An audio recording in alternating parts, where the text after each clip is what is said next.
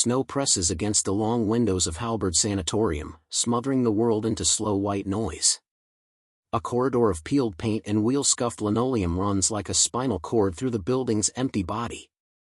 Elara Wynn, 32, art restorer, gloved hands, quiet jaw, catalogs a wall of abandoned mirrors for an exhibition, echoes of the mind, art from forgotten asylums. Most are spiderwebbed, mercury rotting at the edges. One isn't. Its glass looks fogged from the inside, as if breath has learned to live beneath it. Elara wipes once. Twice. Her reflection returns, and then another woman appears behind it, pale, hair cropped blunt, hospital gown, bare feet, head tipped like a curious bird. No sound. No draft. Elara turns. Empty room. Back to the mirror, her reflection is gone. The pale woman remains, palms spread against the inside of the glass. The frost blooms around that handprint like ice deciding to be a flower. Cut to black. Title, Through the Frosted Glass. Int. Sanatorium, Day. Elara's boots crunch across drifted paint chips. She speaks into a small digital recorder. Elara, VO. Halberd Sanatorium, Annex C, inventory begins at 10:12 a.m. Condition, unstable. Mirrors, 113 units, mixed sizes, silver nitrate deterioration, some blooming.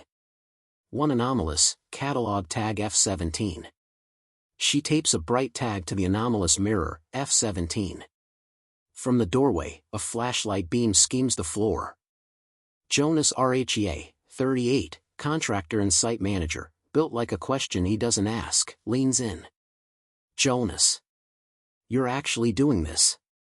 Elara. I'm being paid to do this. Jonas. Same difference. Power's only good on the east wing. If you hear a generator die, that's not a ghost, that's reality. He lingers. Elara keeps cataloging. Jonas, CONT'd. You okay out here alone? Elara. I work with dust and dead people's furniture. This is the upscale version. He almost smiles. Leaves. Elara returns to F17. The fog inside pulses, delicate. She touches the glass, it's cold enough to argue. A faint tick begins. Not clocks, nails tapping a tabletop, somewhere inside the glass. Elara, into recorder. F17 exhibits internal condensation, rhythmic tapping, probably thermal contraction.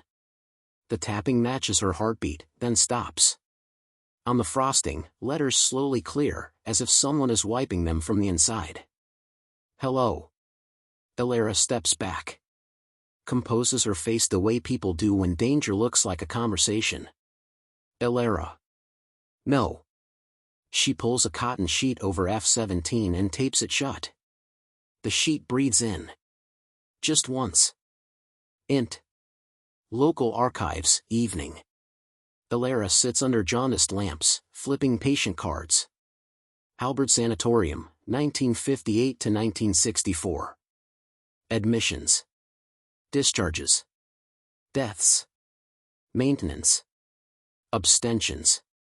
A name repeats, Ruth Halden, Ward A, Room 12. Marginalia in pencil, refuses mirror therapy. Claims the glass has teeth. Another, nurse, M. Sable. A third, circled, daughter, E. Wynn, visitation denied. Elara's hand stops. She swallows anger that tastes like metal. Archivist, OS. Find something? Elara. Everyone's favorite lie. Nothing. She photocopies the cards anyway. EXT, Sanatorium, Night. Wynn climbs the stone like a patient trying windows it used to know. Elara unrolls a sleeping bag in a clean corner of Annex C. She leaves one lamp on and sits with F17, still sheeted. Elara, VO. Tomorrow I'll polish what can be saved, photograph what can't, and call the crate company. I will not look again. I will not say her name. She looks. She says nothing. The sheet twitches. From beneath, a voice, the sound you get when you hear through a wall and wish you hadn't. Voice, muffled. Stay. Elara stands. Doesn't run. Elara. If you know me, you say my name first. That's the rule. Silence. Then the gentle slap of a palm against the inside of the glass. Voice, muffled. Elara.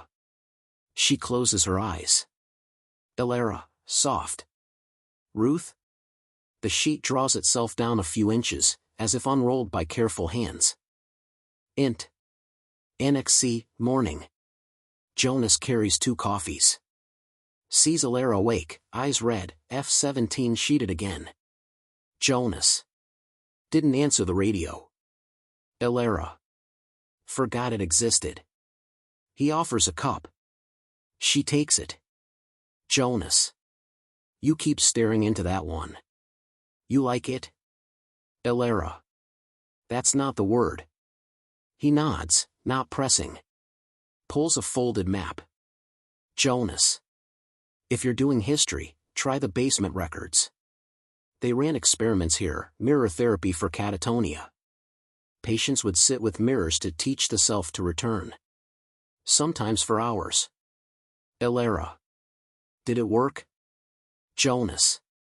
Depends what work means. Then. Don't go alone. Cut to, basement. A concrete corridor bleeds rust. Elara's lamp finds ward log A, thick ledger, names, times, notations. A column labeled reflection compliance marked with check marks or teeth marks drawn in pencil. Entry, R. Halden, refuses reflection. Screams when forced to hold eye contact. Mirror fogs without cause. Underlined, child visitation denied, patient worsens when hearing the girl. Elara's jaw locks. She hears the faintest tap. She looks up. A small mirror leans in the corner, its surface milky. She wipes it. Beneath the fog, her face, and behind it, the pale woman, closer than before. Ruth Halden watches Elara, and her head tips the exact same way Elara's does when she's pretending to decide. Elara touches the glass. Ruth's palm meets it from the other side. Both women inhale. The basement lights hum hard and burn out. Int. Annex C, later. Elara has dragged F-17 to a different wall, ridiculous superstition disguised as workflow. She records, voice thin and steady. Elara, into recorder.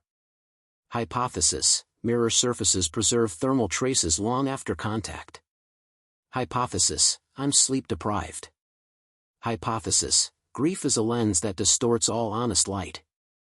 She pulls the sheet down. F-17's glass is clear. Her reflection returns, late. Ruth stands behind it, hands clasped like a patient trying to be good. Elara. Ruth Halden. Ward A, Room 12. Mother. Ruth's mouth shapes no, then yes, then forgive. No sound. Only frost blooming and receding with the shapes. Elara, soft. They told me you didn't want to see me. Beat. I built a life out of the version where that wasn't a lie. I'm very bad at forgiving dead institutions. Ruth's hands lift, tentative. Outlines of her palms print white on the inside of the glass. She writes with her finger in the frost, letters slow and careful. Stay. Elara. That's not an apology. Ruth erases with her wrist. Writes. Don't look. The lights go thinner, as if the room itself has anemia. From the far end of the corridor, a wheelchair rolls across the doorway. No one pushes it. It pauses, turns, vanishes. Elara doesn't flinch. She leans in, voice level. Elara. You were denied me so often you started denying yourself. Then. Fine. 1 session. Mirror therapy. You look. I'll anchor. She sits cross-legged before F-17. Places both hands flat on the floor. Sets a metronome map to a calm human tempo. Tick, tick, tick. Ruth mirrors her posture inside the glass. Elara breathes. Names objects. Names her day. Names the truth like it's fragile and earns gentleness. Elara. I brought you oranges when I was 7. You weren't allowed citrus. I left them on the steps and pretended they weren't mine. Beat. I am loud in rooms that don't want me and quiet in rooms that do. I am your daughter in ways you'd recognize and in ways you wouldn't. Ruth writes, smaller. Sorry. Elara swallows. Elara, barely. There it is. Her breath fogs the glass. Ruth's fog meets hers. In the overlap, for a heartbeat, both faces align. The metronome skips. The room leans. Elara's reflection, her own, wavers, then lags, then smiles a microsecond after she doesn't. Elara, whisper. No one smiles here. She covers F-17 with the sheet. The room exhales snaps like a rubber band. EXT, courtyard, dusk. Jonas lights a small camping stove. Offers Elara a metal cup of soup. She takes it like a sacrament. Jonas. You look like you argued with a building and lost. Elara. You ever get the sense a place wants your face? He stirs. Looks at the windows, each a dim eye. Jonas. When my brother detoxed, he stared into a bathroom mirror for 3 days. I made him cover it with a towel when he slept. Told him some reflections work shifts. Beat. Rule we made, if the mirror looks first, you don't look back. Elara nods like she accepts a law. Elara. Tell me to go home. Jonas, gentle. Go home. She doesn't. The night decides it's a better witness than day. Int. Annex C, 3:13 a.m. The hour that hospitals keep for themselves. The generator hums then stutters, lights doing the ghost show flicker. Wind pressure murmurs through the old vents like a crowd of patients clearing their throats. The sheet over F-17 lifts. Not blown, lifted. It rolls down slowly and folds itself at the base like obedient linen.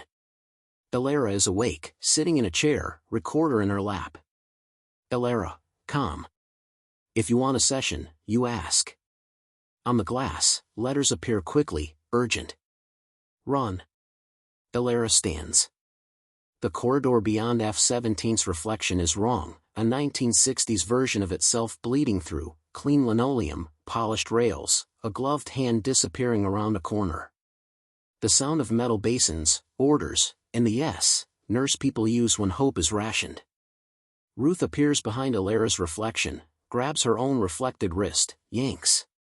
Elara's body doesn't move, but her reflection does, dragged a step backward into the older corridor. The shock of seeing yourself disobey you is bright and nauseating. Elara, shaking. Let go. Ruth mouth shapes no and please and not you. Footsteps. A nurse in a crisp uniform moves down the 1960s corridor, inside the glass. She doesn't see Elara, but Ruth flinches.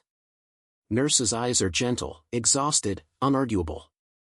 Her name tag flashes in unreliable light, M. Sable. Nurse Sable stops before a patient room that matches the space in the real corridor. She opens a door that doesn't exist anymore. She looks up. Into the mirror. Directly at Elara. Nurse Sable, through glass. All therapy requires consent. That includes yours. Elara can't speak. Her breath blooms. Her hands won't unclench. Nurse Sable. You're not her. You're the child she loved. The mirror only knows what it's fed. To Ruth. Back to bed, sweetheart. She closes the door. The 1960s corridor dims, recedes, goes thin. Elara's reflection snaps back into place, a frame catching up with film. On the glass, Ruth writes, shaky. I won't let you. Elara exhales like a person who has been underwater remembering slope. Elara, soft. I'm not a patient here. You can't keep me. She sheets F-17. Tapes it. Doubles the tape. The tape peels itself free and curls at her feet. Int. Basement, day. Elara and Jonas haul out boxes labeled patient effects. He watches her like you watch someone who needs a spotter. Jonas. What are we looking for? Elara. Proof. They find a child's drawing of a round orange sun with stick arms, a comb, a cracked mirror shard wrapped in muslin, a narrow notebook, blank. Elara pockets the shard. Her palm tingles. Jonas. I should probably tell you we're sealing Annex C tomorrow. City's worried about liability. Soft. If something wants you to finish tonight, don't. Elara. I never finish anything. That's my curse. He smiles like he believes in curses because he's fixed enough roofs to recognize gravity. Int. Annex C, Twilight. Elara sets the mirror shard on the table beside F-17. Unwraps it. The shard shows only a sliver of the world, light, hand, the curve of a cheek. She lifts it to her face. The shard reflects Elara, then pauses, then shows Ruth's eye, closer than it should be. Not threatening. Begging. She lowers it. Places it face down. Elara, to the sheet at F-17. We do this once. No trades. No staying. You look at me as I am and not as the hospital named me. Then we close. She pulls the sheet. Ruth stands inside the glass. Behind her, Nurse Sable at a distance, watching like weather. Elara sits again. Hands on the floor. Breath steady. Elara. I brought oranges. I left them on the steps. I keep thinking, if you'd eaten them you would have remembered sweetness in winter. Beat. I forgive you for being sick in a time that paid women to disappear. I forgive you for leaving me a hallway full of mirrors. Ruth's mouth crumples. She presses both palms to the glass. Frost halos them. She writes, staggered. I remember sweet. I forgive your oranges. Elara barks a laugh that hurts. Elara. That's not how forgiveness works. Ruth wipes the words. Writes. Then teach me. The metronome app ticks. Elara lets the tears go the way rooms let heat go when the thermostat finds the number. Elara. Okay. Lesson 1, you don't keep people by refusing to blink. She blinks. Deliberately. Inside the glass, Ruth blinks back, like the body learning a language. The 1960s corridor swells again. The door opens. Nurse Sable walks closer. She puts a hand on Ruth's shoulder. Ruth doesn't startle. Nurse Sable, to Elara, through glass. There it is. Elara. There what is? Nurse Sable. Consent. The building groans like winter shifting its weight. Int. Annex C, 3:13 a.m., last night. The generator curls into silence. Snow fattens the dark. In the mirror, the old corridor is bright, surgical. In the real world, the room is dim, humane. Elara sits as before. Ruth stands. Nurse Sable moves to the edge of F-17, places her palm there, outside the old world, inside the glass. The barrier looks thinner. Nurse Sable. She has to look away first. Elara. I can't. Nurse Sable. Halberd held 1,000 people in the hardest parts of their lives. It taught them to stare or be stared at. Not your lesson. Soft. Look at your life. Elara tries. Fails. Tries again. She turns her head. Looks past F-17. Names what is hers, her bag. Her thermos. Her scars. Jonas' extra coffee cup. The orange peel she kept like a relic. In the mirror, Ruth watches Elara's face leave frame. Ruth trembles with the effort of not grabbing. Elara. Good. Ruth nods. Mouth shapes good. Then she writes, quickly. I'll sleep now. Elara's hand flies up. No. She stares back too fast. The mirror fogs into winter white.